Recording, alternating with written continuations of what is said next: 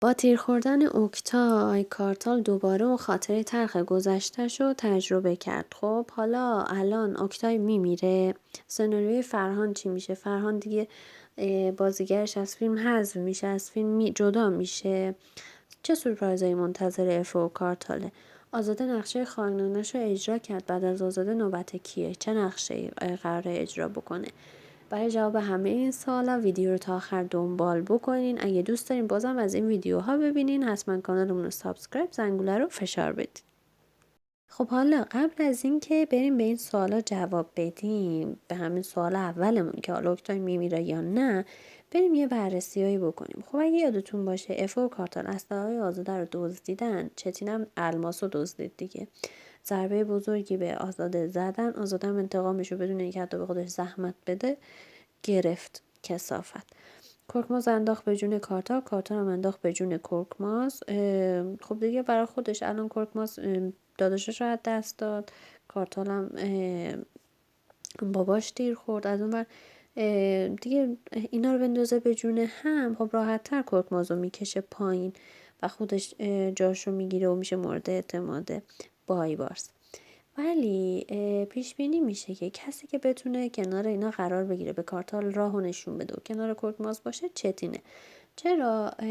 چون که چتین گفتش که من کرکماز رو دوست دارم. یعنی مثلا چتین کرکماز رو دوست داره ولی آزاده رو اصلا باش حال نمیکنه دیگه. احتمال داره که کنار کرکماز وایسه توی این جنگ بینشون.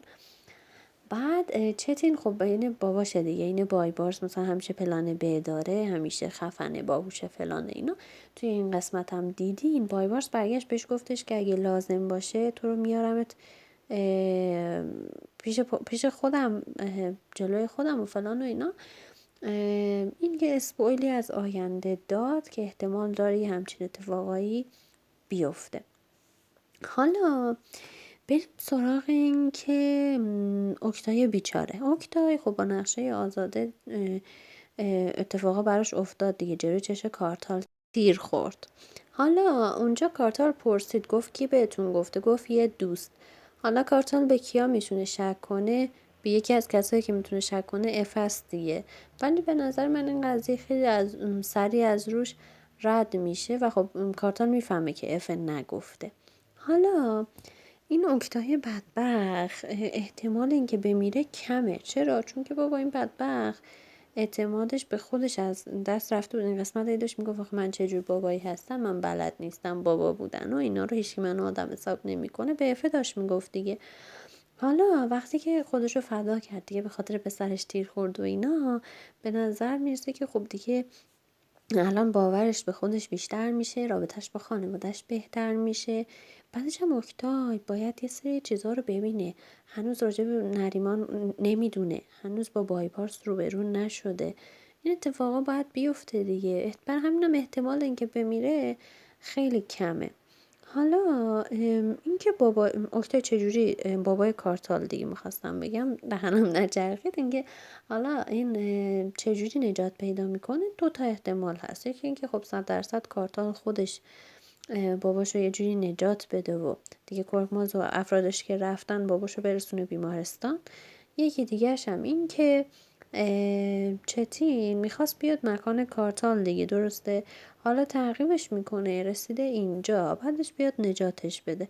این باعث میشه که رابطه بینشون قوی تر بشه، اعتماد بینشون هم بیشتر بشه.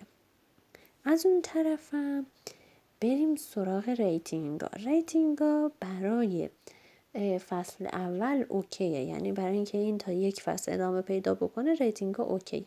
ولی اگر بخواد فصل 2 داشته باشه با این ریتینگا خیلی اوضاع مناسبی نداره که فصل 2 بخواد داشته باشه. برای همین فصل 1 قطعیه فعلا. حالا احتمال مرگ اوکتای کم هم باشه. اگر اوکتای بمیره کارتال 100% سیماش قاطی میکنه، به همه جا حمله میکنه. اف هم که حالا جانو کشته و بعدش هم که قضیه اوکتای پیش اومده 100% قاطی قضیه میشه. اف یه رابطه بالاخره با اوکتای برقرار کرد، رابطهشون یه خورده خوب شده، بهش میگه عمو و فلان و اینا، بالاخره ناراحت میشه و 100% کنار کارتاله. و خب طبق خواسته لیلا دیگه، لیلا هم همینو میخواست که افی کنار کارتال باشه و از هم محافظت بکنه. حالا چیزی که هست این قسمت اگر یادتون باشه، اگر دیده باشین، اون قسمتی که افه جانو کشت، کارتال بهش گفتش که اینو فراموش نمی کنم. پس تو این زمینه باید یه چیزایی ببینیم، حالا مثلا کارتال افه رو نجات میده یا حالا هرچی، ولی یه چیزی در این زمینه حتما تو قسمت های آینده هست. هر چقدرم که شاهین عزیزم، بچم هیچ که به شاهین عزیز توجه نمیکنه، هر چقدر حالا اون از حسادت بهتره که بازم کارتال بالاخره مکاناشو باز کرد دیگه، پس قوی تر شده، مقابل رقیباش بهتر میتونه وایسه. از اون طرف بریم سراغ فرهان. خب حالا طبق نظرهایی که مردم داده بودن، حالا نگاه میکنی پیج و اینا رو میبینی همه جا میگن که با فرهان یکم اکتیو تر بشه، فرهان قاطر سریالی فلانه، بیاد تو جریان، بیاد تو داستان و اینا. فرهان نمیره پلن ب، فرهان دوباره میاد توی داستان. چجوری؟ ببینید مدرکی وجود نداره در اینکه فرهان قتل رو انجام داده. حتی بلند این قسمت گفتش که چیز کن، بیا اعتراف کن. خب ولی احتمال زیاد فرهان اعتراف نمیکنه و یه جورایی بالاخره با یه شرایطی آزاد میشه. وقتی هم آزاد بشه دیگه مثل قبل همجوری راه نمیره آدم بکشه، بیشتر علیه بایوارز فعالیت میکنه. دوستان حتما نظرتون راجع به این قسمت، راجع به اتفاقاتی که قرار قسمت های آینده بیفته حتما توی کامنت ها بگین. خیلی دوست دارم نظراتتون رو بدونم و اینکه خیلی دوستتون دارم.